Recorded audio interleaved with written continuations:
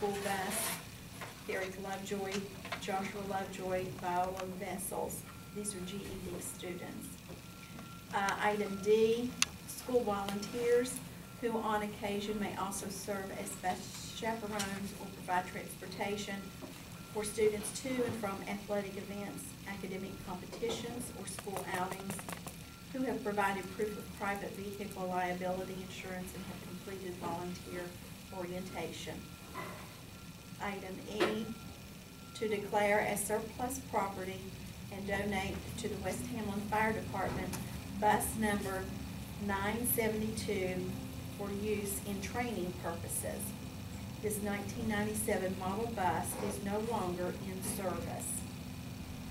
Item F, out-of-state travel for the following employees, and as are listed, they will be going to Washington, D.C., June 29th through July the 4th, 2013, to attend the Model School Conference, and it will be funded through the School Improvement Grant. Item G, based upon the recommendation of the 2013 Textbook Adoption Committee, the attached list of social studies textbooks are placed on public review for 30 days. The textbooks are available for inspection at the Lincoln County Board of Education Central Office, room 101, through April the 16th, 2013. Item H, to approve technology-related contracts for the fiscal year commencing July 1, 2013 as follows, funded through the E-rate. The data line contract with Armstrong, data line contract with Frontier, a web hosting contract with Blue Torch Network Solutions, participating addendum with AT&T, E-rate rider with AT&T, contract with AT&T. Item I, to rescind action of the February 25th, 2013 approving a letter of support for the submission of a grant to the West Virginia Division of Justice and Community Services on behalf of the town of Hamlin that would provide a resource officer at LCHS with the commitment of a local match. Item J, to approve funding total $34,638.48 to the town of Hamlin for the PRO officer station at Lincoln County High School for the school year 2013-2014. Item K, the employment of blank superintendent of schools for blank years beginning July 1, 2013 at an annual salary of blank. Okay, very good. Now, if we could just go, we'll start with A. If anybody has anything they want to discuss or comments, and we'll just work our way down. That's agreeable for everyone. Down A or B? Let's C or D. Moving right along, right? E, F, G, and H. Maybe H. I was going to say, if G, if Mr. Pritchard is here, if you have a question about textbook, H, Mr. Daly is here if you have questions on H.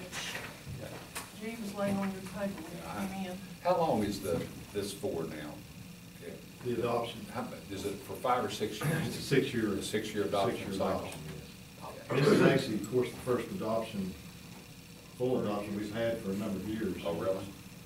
Those monies, as I understand it, Mr. David, he's been taking them anyway, to make those upgrades to technology in the classrooms. And I think they did that in lieu of the actual adoption, and the reason they put those off for a while. So this social studies adoption is the first. Actually, social studies has probably been, it's longer than that. It's 12 years. It's been 12 years. 12 years since we adopted social studies. It's hard to tell what countries are in there. So those books, of course, will be put on public view down in the, actually, there are new room there on the corner, on all grade levels, and this is actually K through 12 adoption. So all grade levels will be on that. So this followed the same procedure. The state textbook committee provided a list of Correct. ones that the county could choose from, and then our local county. We had the multiples list, which is the state list that's put out there. Actually, it was kind of late, they were actually kind of late in getting that together, but we started this process probably in January when I got the committee together and we started looking at it. We moved through that as quickly as possible so that we would be able to, actually to try to get it to the board tonight for the 30-day review, which, and then of course the board makes that final adoption by May 1st, I think is what the code says in there, so. Hopefully that'll give us time in case there's anything that comes up with that. Actually, it's real limited though. There's not as many textbook companies out there as there once was. It's not a surprise. Actually, in our elementary K-5, there was actually only one company, one textbook company out there now. You know, maybe where they're going with these online type. Well, and even with this, is if you questions come up, this is kind of a combination type adoption. Most of these books are, what you're going to end up getting is a textbook with the electronic version also, just with a very little difference in the money between the two. I think that, of course, that's going to be the push with each adoption, probably to go a little further with that. Now, are you saying that would be an option we'll have, but we haven't chosen it already, or that we could if we wanted to? Yes, yes, that's, the way they actually put those out this time, almost every company, they have an actual textbook, and then they have an actual textbook online. What has happened with it, though, and I think originally when this social studies adoption was put out there a couple of years ago, it was meant to be a total digital adoption this time. But that hasn't happened through even the state level and even the textbook companies. So what they've done is kind of combined the two so that they're going to give you that option, but really money-wise, there's not much difference if you go get both rather than just getting one or the other. And I think that's probably their transition too, to kind of push everybody to that digital part of it. And previously, that's part of what, when you sit down and take your Yes. money, the state had directed us to utilize the monies to, Step 7. Step 7. the step 7 to get the infrastructure in place in all of the classrooms for social studies, so that when this adoption would be taking place, I think their thought was, as you said, it would be totally digital. But the whole entire state was not able to make that happen in certain areas. We did, but that took a lot of work, didn't it? And Danny was trying to not only make those classrooms, but the school accessible, right? Next week I'll bring an update on that. Yes, he will. Let me ask you this now. Have we gotten to the point where we know if we're going to provide a textbook for every student, or are we still flexible if we chose this method where you might not need as many textbooks because some of them could do that at home?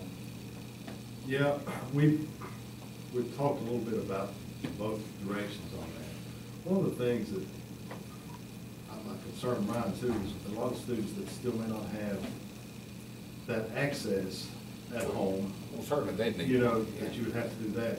The other thing I could see that once this initial purchase is made, even with the actual textbooks, that during this 6-year, 7-year, who knows, it may extend longer than that. Right now it's a 6-year adoption. But I don't think you would have to buy as many replacements during that time, because you would have that online access to be able to kind of filter that through over the 6-year period to see how that's going to go. I know there'd be a lot of questions, just in my mind, and I'm sure the parents, because they get used to not having, you know, the child's not bringing the book home. Well, you know, the book is actually online to be able to do that. So I think you're still going to have to be able to be flexible to go both ways with it, at least during this next one, and then I foresee every adoption after that. And I think maybe English language arts is next. Every one that we see is probably going to go a little more that direction. Yeah, well, certainly there's going to be those that wouldn't have the Correct. access to the internet.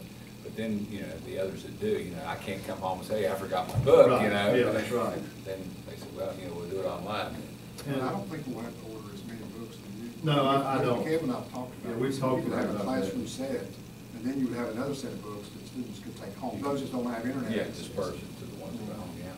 Because everything is going that way. I mean, just like, you know, I subscribe to Newsweek and Time. Guess what? They're going all digital. Yeah, it is. You get on. I'm a traditionalist, I gotta have it in my hand. Okay, good. Anything else, Kevin? That's a good explanation. I think that's the direction we're heading. Okay, let's let Mr. Daly, the technology gentleman here, tell us all these various contracts that we're doing here. Well, these, the data line contract with Armstrong and the data line contract with Frontier, due to some problems, those are not available tonight. Those contracts were bid out through the E-rate process, and I finally got, we have a state contract, but the state contract wouldn't provide for us what we needed out from those two. So we had to bid it out ourselves, and it's a 28-day process just to bid it out, and then we have to evaluate it. But anyway, it come down to it that the contracts, they haven't gotten back to me. So those will have to be approved by the board before the 14th, preferably the 12th, because I have to, there's a deadline on the 14th that the application to get reimbursement from E-rate is on here. But those two are not here. And if you turn over to the next page, the contract with AT&T, that contract, we no longer have to have that one, because we can do it by month to month. And if we do it by month to month, we do not have to have a contract. We'll be able to get a low rate, but we still don't have to have a contract. That makes, it just makes everything so much easier. We can terminate it anytime we want to, or we can continue on with it. The web hosting contract from Blue Torch, that is, we were forced to go through to redo our websites, the county that we used this year. We put those out on bid. They were out for 28 days, and we had 15 different companies to bid on it. Went through an evaluation process, and School Desk is not kin to School Dude, but the School Desk is the one that won that contract.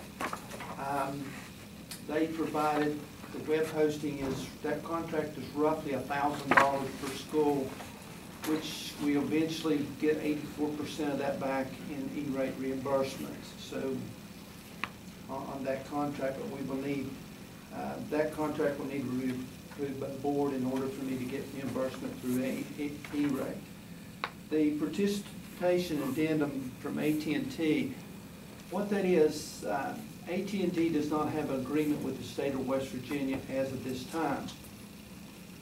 They have a, for better, lack of a better word, it is a agreement with many states out there, but it's like a master contract. And because the state of West Virginia is not part of that, we are, and because this E-rate application was independent of the state of West Virginia, that you're assigning that you want to participate into that contract. And by participating in that contract, it allows us to do month to month with the AT&T. And that's all that addendum is saying that we would like to participate in that, and there's conditions under participating into it. The rider is something that AT&T, because it's going to be through the schools and library, they want to make sure that they're not going to be held responsible by the schools and library, that we're not going to hold them responsible for the schools E-rate part. E-rate reimburses us, and they want to make sure that they don't get on the hook for the E-rate cost county. They want to make sure that we pay, they get their money. So, on each one of those, we would need those in order to have it. Now, this AT&T contract are worth, it's $179 a month. It's not a big, it's for, actually it's for 3 cell phones, for 2 of the TSSs, and we'll have one here that we can loan out. And the reason for needing a cell phone for for technology people is sometimes they may be working on something and on the line here for an hour, working through a problem there, and they can't go down to the office and make a call. They need to have a phone right there so that they can talk and correct problems. It would make a lot more efficient for them. So that is what each one of those contracts are for.